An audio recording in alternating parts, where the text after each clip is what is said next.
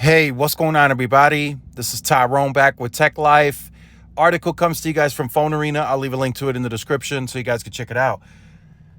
So, T-Mobile subscribers have another reason to be happy on 4th of July as SpaceX delivers exciting news. So, for those of you who are unaware, SpaceX/Starlink is who T-Mobile teamed up with to bring direct service from satellite to cell to your cell phone.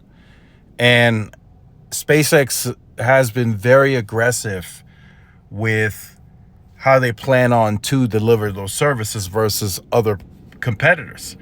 So a lot of people are skeptical in the sense that, hey, if T-Mobile hasn't been building out in certain rural areas, are they going to just use this as a fill-in and it not be as good as what the native coverage can provide, right? A native tower build. So I will say, yes, native towers are always going to be better. And I think T-Mobile understands that. But don't underestimate this deployment from SpaceX. This will be no slouch. So I want to read off this post on X. So with over 100 direct-to-cell satellites now launched, over 100, and hundreds more planned to be launched this year, excited to provide ubiquitous connectivity to our customers, starting with T-Mobile in the US this year. So they're going to have, upwards of 200 plus satellites in space delivering this service. So there's that densification piece that was brought up.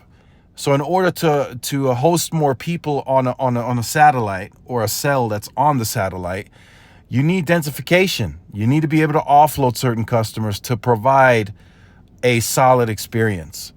And to sit there and say that they're going to put 200 of these into space and, potentially more in the future, that shows that, yes, we are serious about this.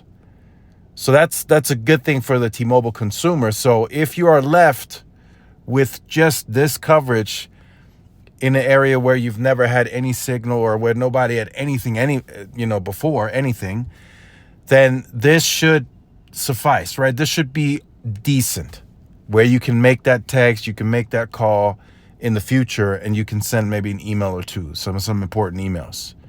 This should suffice enough for you to be able to do that, especially if it's that big of an investment. I don't even know if any other competitor in the satellite space is going to have that many satellites in space for just direct to cell.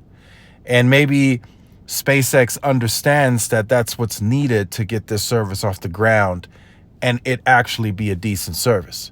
And maybe, behind the scenes on the planning period, there's even more of these. Maybe they are saying, hey, at the end of this, we need 500 of these in space to be able to provide that great experience. And maybe that's something that they have in the plans, right?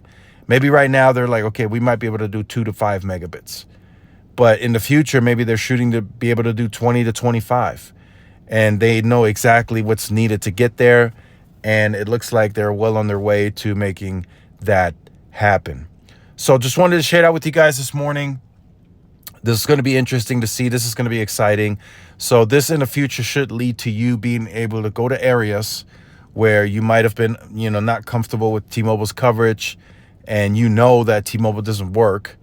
And now T-Mobile will work as intended, right? It might not be, like I said, it might not be the same as a tower site in regards to performance, but you should be able to do certain things on this cellular connection. On this satellite connection. So let me know your thoughts in the comments. Like, share, subscribe if you're new. Follow my social media outlets. This is Tyrone with Tech Life. See y'all in the next one. Peace.